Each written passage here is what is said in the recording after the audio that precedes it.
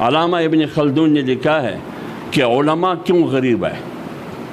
علماء کیوں غریب ہے؟ اکثر علماء غریب ہیں الا ماشاء اللہ۔ تو جواب دیتے ہیں کہ علماء کیوں غریب ہے؟ کہتے ہیں اس لیے علماء غریب ہے کہ علماء انبیاء کے وارث ہیں، اور انبیاء اکثر غریب تھے، ایک دو نبیوں کے علاوہ جو داؤد علیہ السلام اور سلیمان علیہ السلام کے علاوہ باقی جتنی بھی اکثریت انبیاء کے ہیں وہ سارے غرباء تھے۔ اور مولوی اس لیے غریب ہے کہ نبی غریب تھا، اس لیے رسول اللہ صلی اللہ علیہ وسلم نے کہا کہ مجھے زندگی دے غرباء میں، اور میرا جنازہ اٹھایا غرباء میں سے، اور حشر کے میدان میں جب مجھے اٹھائیں گے، حشر ہوگا تو مجھے غرباء کی صف میں سے اٹھائیں۔ تو آپ احساس کمتری کا شکار نہ ہو، لہذا سیاست سرمایہ کی تابع نہ کرے۔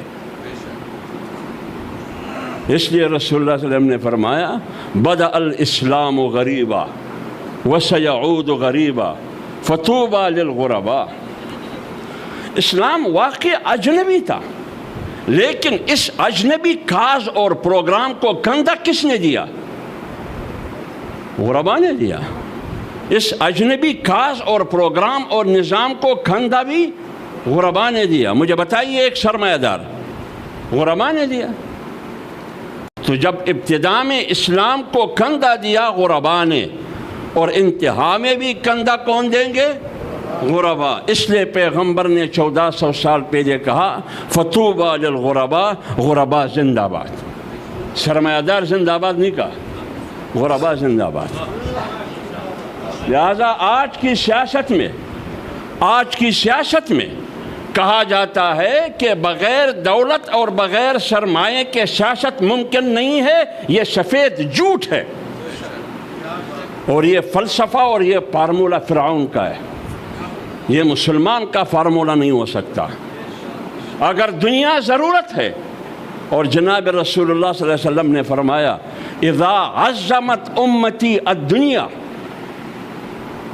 جس وقت امت نے دنیا کو ترجیح دی، اور دنیا بغیر دنیا دار کے نہیں ہے، دنیا بغیر اور دولت بغیر دولت مند کے نہیں ہے، سرمایہ بغیر سرمایہ دار کے نہیں ہے۔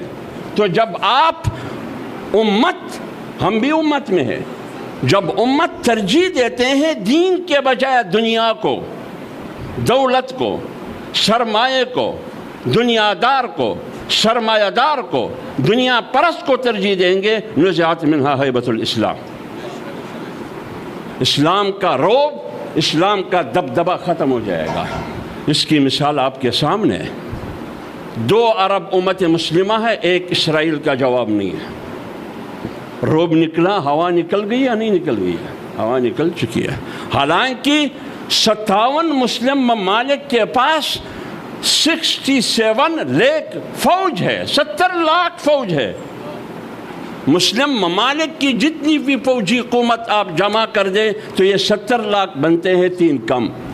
لیکن ٹوٹل اسرائیل میں جو یہود ہے وہ 70 سے 80 لاکھ ہے، لیکن اور پوری دنیا میں یہود 3 کروڑ یا 3.5 4 کروڑ ہے، اور ہم کتنے ہیں؟ 200 کروڑ۔ کتنے کروڑ؟